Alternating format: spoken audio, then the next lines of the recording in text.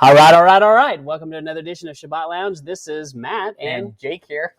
And we want to remind you of a couple of things. First off, we want to say thank you for stopping by. And tuning in and giving us your valuable time. And I wanted to show you we have something new.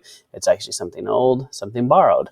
So it is Instagram, and I'm in the process of taking an Instagram that I had as Following Yeshua. I'm going to eventually name it Sabbath Lounge, but I'm going to take over my old account for Sabbath Lounge, and we have some things there in Instagram, and I have some old pictures in there as well. Ooh, that's fancy. So yes, and this is the day that I decided it was a good idea to chainsaw a burning log, and I think I hauled it and almost caught a vehicle on fire. So yes, good day. Okay. So more on that later. That's another day. That's a separate day. So, but we also have a website with lots of information at your fingertips. We've been doing these Torah portions, and that's where we are today.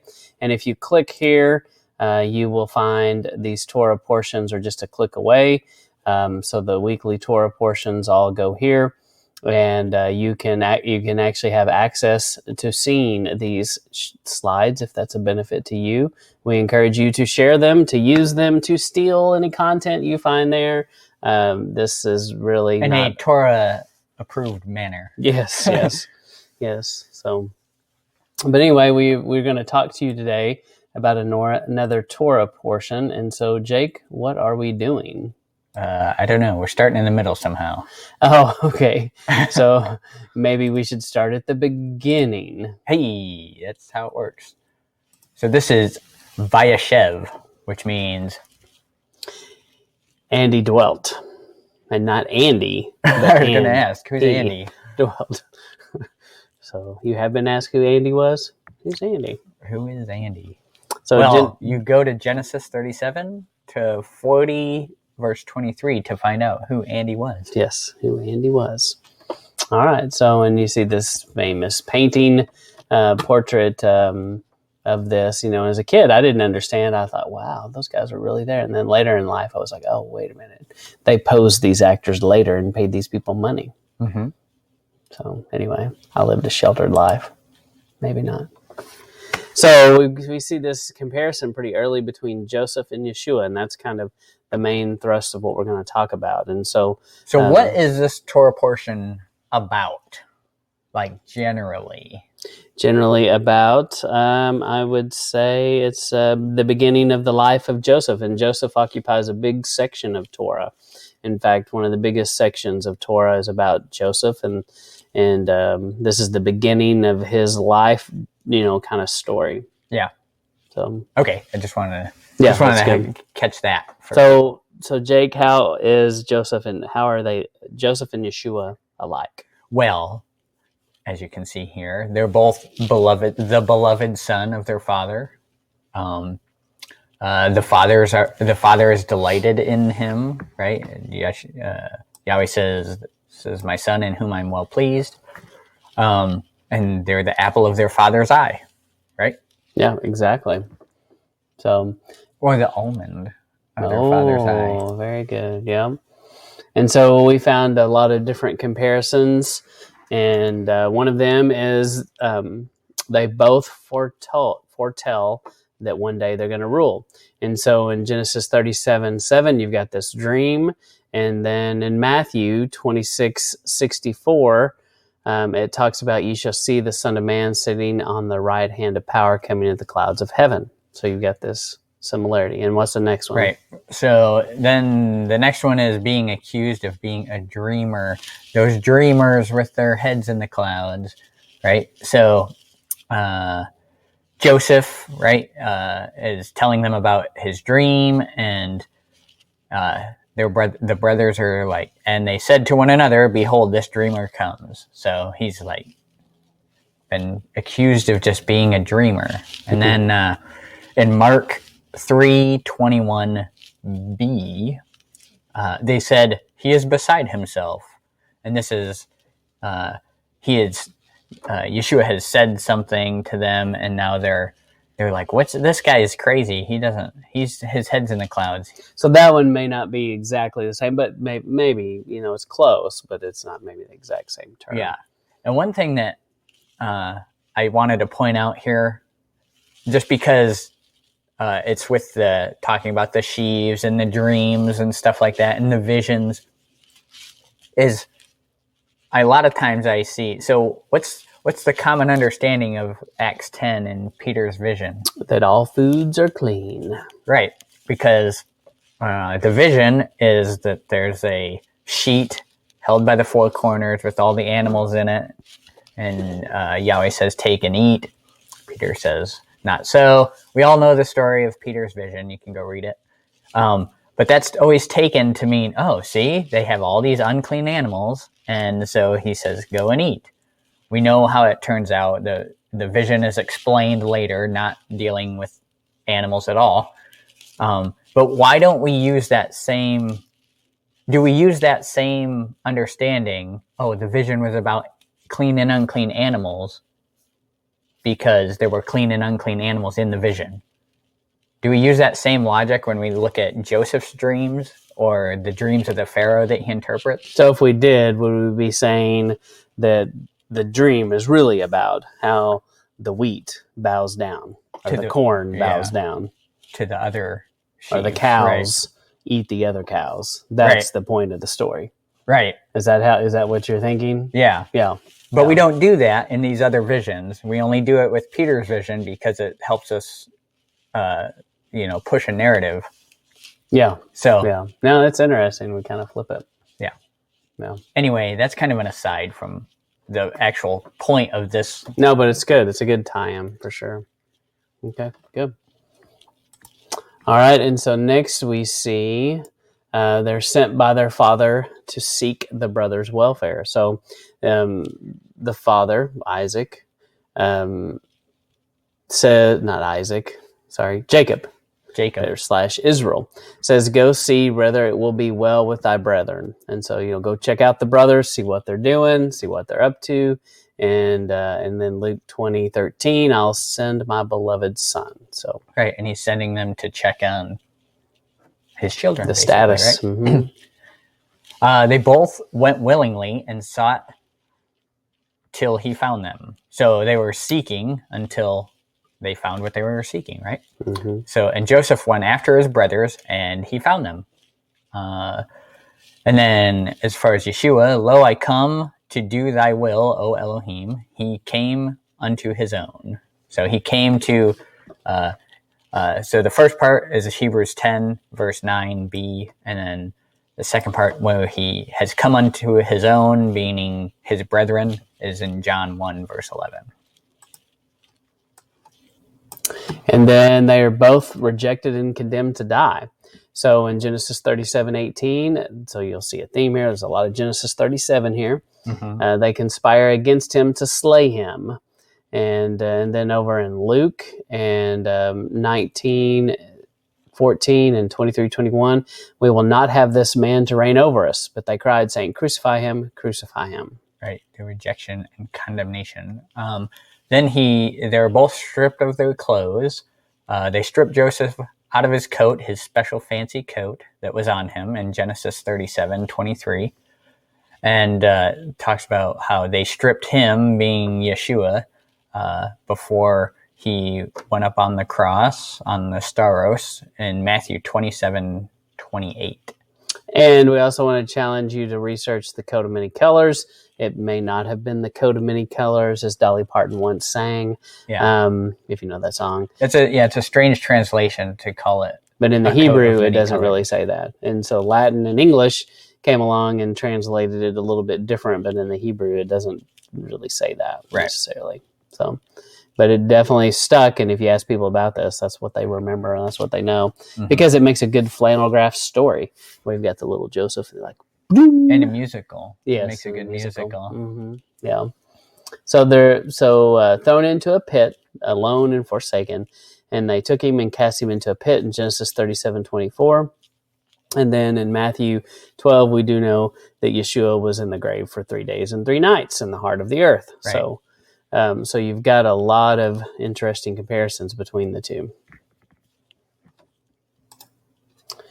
And then your turn. Yep. So both were sold for silver into the hands of the Gentiles.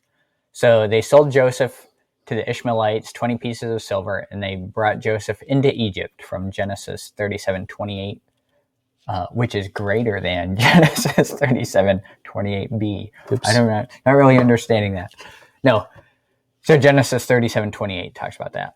And then, of course, Judas. Right, they bargained with Judas for the 30 pieces of silver in Matthew 26. And Judas has another connection like Judah. The Jews, duh. Yeah. Mm-hmm. And raised from a pit. And they drew and lifted Joseph up out of the pit in 37:28. And also in Psalms, mentioned Psalms 40 talks about being lifted out of the pit, out of the mud and mire. Mm-hmm. And then I don't know that because of YouTube, by the way. For all the U2 fans out there, which I'm sure that you're tuning into this because you're a U2 fan. Right. No. Yeah, I thought you were saying YouTube. I was like, well, YouTube. Of course we've all learned everything that we know from YouTube. Yeah. That's right. Lord. No. And so, and then 1 Corinthians 15:4, he rose again on the third day according to the scriptures. So this idea of rising from the pit, and nothing like the Batman character that crawls out of the pit. Nothing like that. So what was that? Batman something? I don't know. Dark Knight Rises. Yeah. I don't know where it was rising to, but it took him 3 hours to do it. All right. Little shout out to Pittsburgh Dad. So became a servant. So Joseph was brought down to Egypt, and he was in the house of his master, the Egyptian. Right. So, and we know that he served the Potiphar, and he served the Pharaoh, and was the right-hand man and everything. Did he play tennis? Yes. Okay. In Genesis 39, 1-2 is the tennis chapter. Yes. And then as far as Yeshua, I am among you as he that serves, right? And Luke 22:27, and he took upon him the form of a servant. And that's Philemon 2:7. So that's talking about the coming of Messiah, who he will be. He will be someone that acts as a servant. And also, he talks about being a servant at the Last Supper, as it's called, right? Mm-hmm. Washing of the feet and everything. Yeah. So everything he does and everything he did prospered.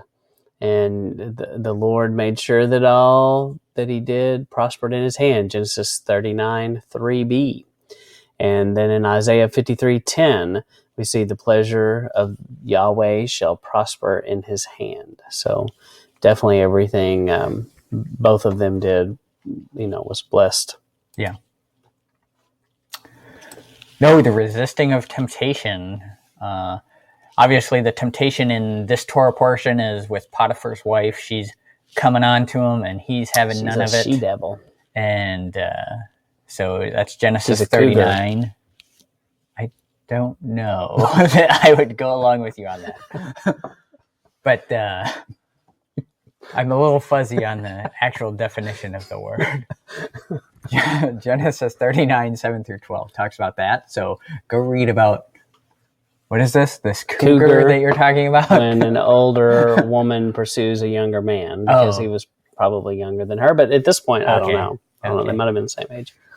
And then for Yeshua, for such a high priest was fitting, who is holy, harmless, undefiled, separate from sinners.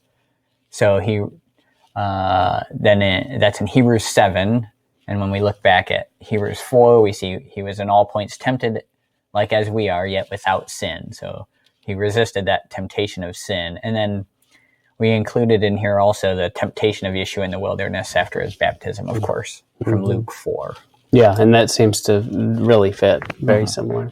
They're both falsely accused. In Genesis 39:17, the Hebrew servant whom thou hast brought into us came in to mock me. And so, and then in Matthew 26:60b and 61a, I can't see it, and I don't know why. It's that crazy bar down there. Bear a false witness and said, I'm not sure. I'm going to have to look that up. We don't know how to get rid of the little box. And we can do if we say X out of it, can we? Oh, no, you've done it. There. You meant escape. What did I push? 1? At last came 2 false witnesses. Oh, yeah. And then they falsely witnessed about Yeshua. There, we fixed that. Yeah, fixed it. We showed that who was boss. We're number 1 with technology. Okay. Numbered with the transgressors, Joseph's master put him into the prison, a place where the king's prisoners were bound. So in Genesis 39.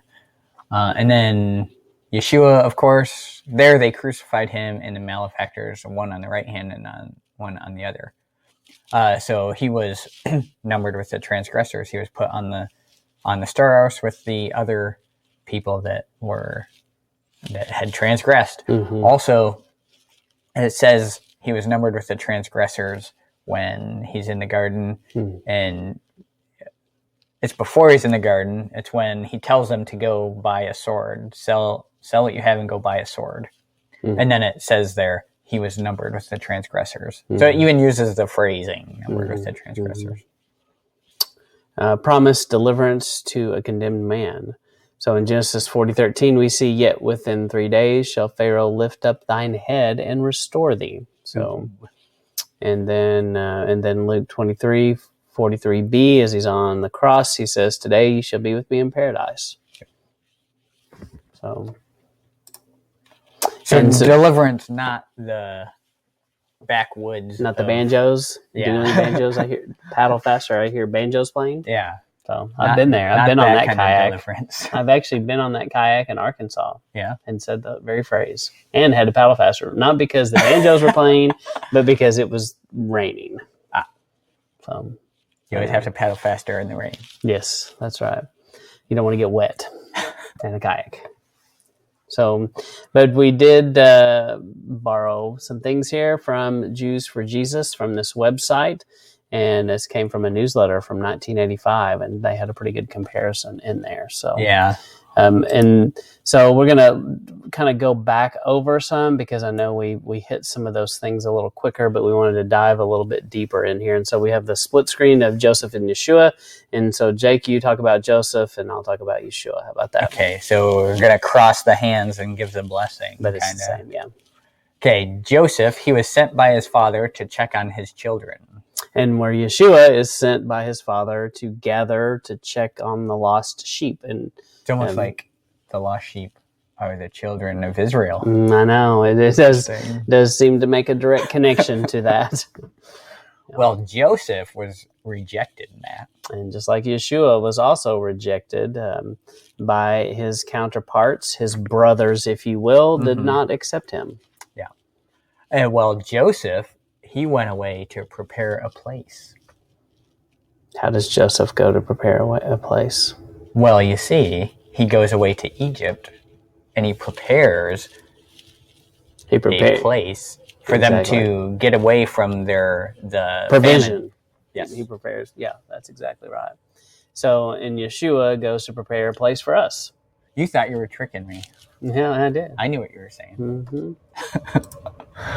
And then he was sent by his father to check on the children, aka the tribes, and rejected, and he went away to prepare a place. So I think we could have gotten rid of that one. We just like to say it in several different ways, so you really get what we're saying. That's right. And then you do see this very strong comparison here between a kid goat that's slain to atone. So what do you think about all that? Yeah, so in this Torah portion, they kill a goat and smear his blood on Joseph's special coat and take it to show their father as though Joseph is dead. Yeah. And then just like Messiah is, he's the lamb that's slain, but he's also the scapegoat, right? Mm-hmm. From Leviticus. Right? Yeah. So. And you also have this betrayal for silver. So this both this happens to both people here. There's a money exchange and a betrayal. Yep. And so they're sold to Ishmaelites, and I put / Edomites. I think when I researched this, in the account with Yeshua, it's the Edomite Herod. And so if you've never studied that, you should study his lineage.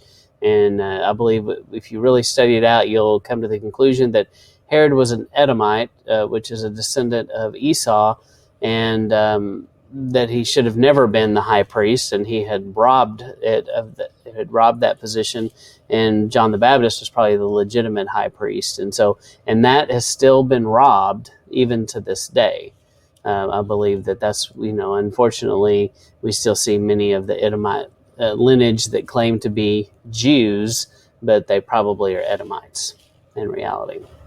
Mm-hmm. So, but it is an interesting comparison of having been sold to the Gentiles, if you will. So, right. And I think that pretty much sums up. So, the talking Torah for Vayeshev, and he dwelt for Genesis 37 through 40, verse 23. And so once again, we hope to pique your interest, and maybe there's some things that we said here that you haven't heard before that you want to go back and research and find out more and dive deeper.